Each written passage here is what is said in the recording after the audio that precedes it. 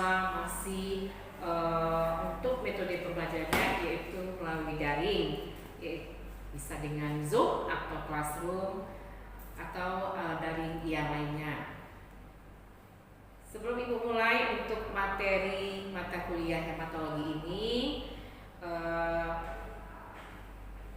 hematologi ini merupakan hematologi kompetensi untuk D3 analis kesehatan, dan hematologi ada timnya Ibu sendiri, kemudian Dr. Immanuel Tepu dan Ibu Siti Sagdia. Jadi SKS untuk hematologi ini semua 3 SKS yang terdiri dari 1 SKS hematologi teori dan 2 SKS hematologi praktikum. Jadi sekarang Ibu mulai untuk materi Ibu yaitu hematopoiesis. Bagi mahasiswa di sini, apakah keadaannya dan kabarnya sehat selalu? Sehat, Bu. Alhamdulillah. Terima kasih para mahasiswa, semoga dapat menjaga stamina-nya dan sehat selalu dalam mengikuti perkuliahan seperti biasa walaupun melalui daring. Oke, para mahasiswa, kita mulai untuk materinya yaitu hematopoiesis. Hematopoiesis ini terdiri dari 2 kata yaitu hemato dan poiesis. Bagi mahasiswa ada yang sudah pernah mengenal hematopoiesis atau pernah membaca, mendengar? Pernah? Ada, Bu. Ada. Kira-kira hema itu apa ya? Ya, Ibu ulangi lagi untuk mengingatkan. Hema itu darah, kemudian hemato itu darah ya, poiesis itu adalah pembentukan. Artinya di sini kita akan mempelajari proses pembentukan dan pematangan sel darah. Jadi hematopoiesis itu suatu proses ya, di mana pembentukan dan pematangan sel darah pada manusia. Jadi sel darah yang ada di peredaran darah manusia. Jadi kalau dilihat di sini ya, pembentukan sel darah ini di mana kalau bagi manusia? Kita lihat kalau di tempat hematopoiesis neonatus atau yang masih di dalam rahim, yaitu di semua sumsum merah tulang. Apa aja yang termasuk di dalam sumsum merah tulang itu? Itu bisa tulang pipi, tulang tengkorak, clavicula, sternum, tulang rusuk, vertebrata, dan tulang pelvis. Itu pada masih di dalam kandungan. Jadi pembentukan sel darah itu sejak 0 bulan. Kemudian bagi orang dewasa itu di mana terbentuknya tempat pembentukan sel darah, yaitu di vertebrata, tulang rusuk, sternum, tulang kepala, tulang pelvis, proksimal, dan distal femur. Jadi kalau bagi orang dewasa 50% ya, sumsum tulang itu terisi dari lemak. Yang inilah yang 50% yang dari lemak ini akan dijadikan tempat hematopoiesis, yaitu pembentukan dan pematangan sel darah. Apa aja sel darah yang akan dibentuk di lokasi pembentukan sel darah ini? Yaitu sel darah merah, sel darah putih, kemudian trombosit atau dikenal dengan eritrosit, leukosit, kemudian trombosit. Kemudian ini adalah pada keadaan tertentu dapat juga terjadi hematopoiesis ekstramedular. Itu terjadi mana lokasinya? Bisa di hati, limpa.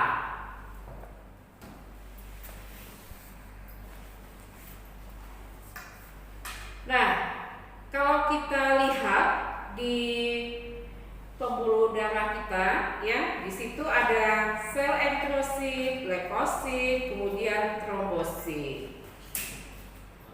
Jadi ibarat paralon untuk sel darah peredaran darah kita itu, kalau kita lihat paralon. Jadi ada lagi lapisan dalam paralon itu, ya. Jadi pembuluh darah itu kan hanya satu lapis. Ada lapisan lagi. Itulah beredarnya mengalirnya darah yang terdiri dari eritrosit, leukosit, dan trombosit. Sel eritrosit sendiri itu bentuknya bikonkap, artinya ya di dua sisi. Kalau kita lihat di sini,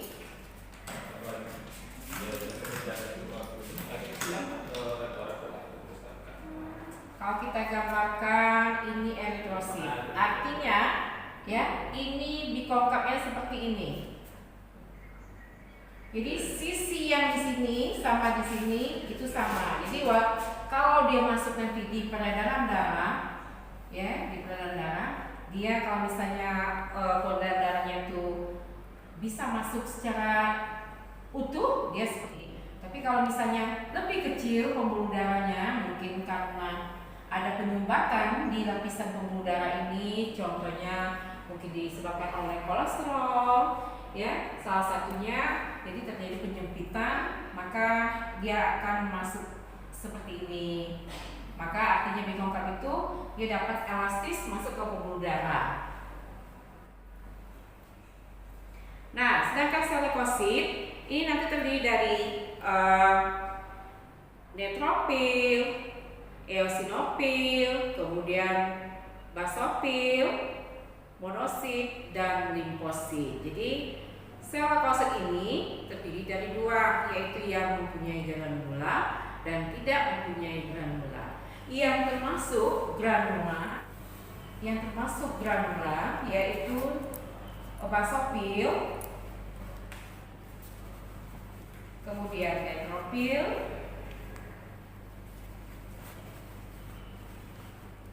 dan eosinofil. Jadi tiga sel tersebut, ya, ini mempunyai granula. Sedangkan yang tidak mempunyai granula atau yang dikatakan agranula yaitu satu limfosit, dua monosit. Kemudian yang ketiga yaitu sel darah yang dikenal dengan sel darah pembeku atau trombosit, atau juga kondisi serang menyebutkan platelet. Jadi kalau ada bagi mahasiswa TLM, D3 TLM, kalau mengenal kata platelet itu berarti adalah sel trombosit. Jadi kalau kita perhatikan sel trombosit ini bisa dihitung langsung, bisa juga dilihat dengan cara membuat apusan darah. Jadi itu lebih jelas terlihat daripada morfologi sel trombositnya. Kalau ibu gambarkan di sini, bisa ini satu lapangan pandang untuk sediaan apus darah. Kita lihat di sini di antara ini eritrosit, kemudian eritrosit. Nah, di antara eritrosit ini nanti di sediaan apus darah akan terlihat seperti kecil warna merah atau keunguan, ya tergantung daripada pewarnaan yang digunakan pada saat pewarnaan sediaan apus darah. Nah, jadi ini adalah trombosit. Bentuk trombosit kalau di sediaan apus ini tidaklah selalu bulat, karena trombosit sendiri yaitu berasal dari serpihan sel megakariosit. Sel megakariosit ini yaitu sel muda dari pembentuk sel trombosit yang ada di sebelah. Kemudian yang selanjutnya, nah ini mengulas definisi yang tadi awal ibu sampaikan. Kemudian proses hematopoiesis ini melalui beberapa tahap, yaitu tahap renal, proliferasi, diferensiasi, dan maturasi. Apa yang dikatakan dengan tahap yang pertama yaitu sel renal, yaitu kemampuan sel membaharui diri sendiri sehingga tidak akan habis meski terus membelah.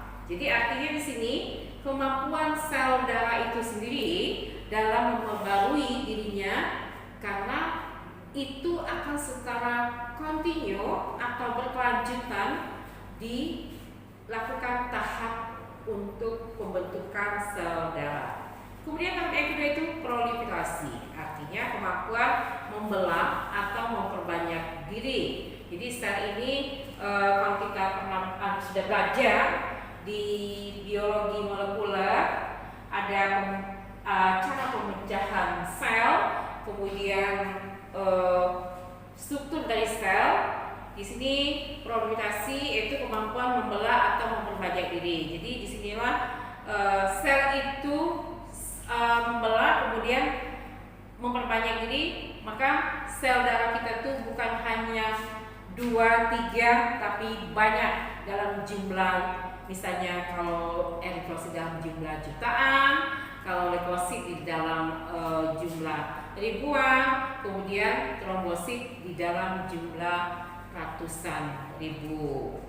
Kemudian yang ketiga yaitu proses diferensiasi, yaitu kemampuan berkembangnya sel menjadi fungsi tertentu. Jadi di sini sudah dapat dibedakan ya, apakah sel ini nanti akan menjadi sel eritrosit, sel leukosit, kemudian sel trombosit.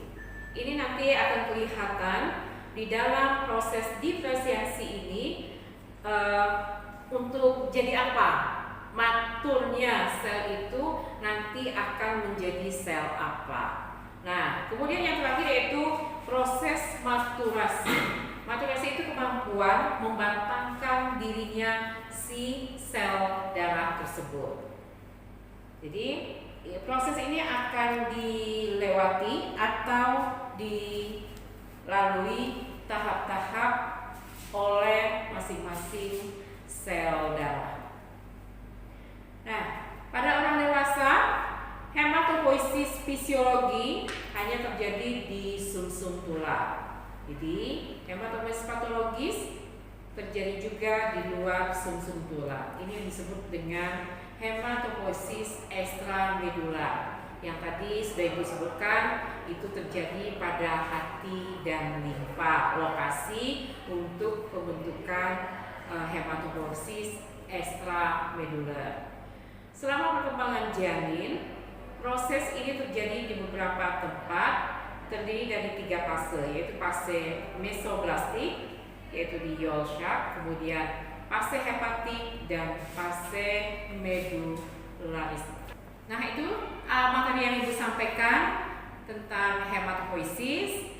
Bagi mahasiswa yang mau didiskusikan atau disampaikan, silakan. Kalau nggak cukup waktunya di sini, nanti boleh disampaikan lewat WhatsApp ataupun email atau pada materi selanjutnya. Oke mahasiswa, sampai di sini dulu pertemuan untuk materi hematopoiesis.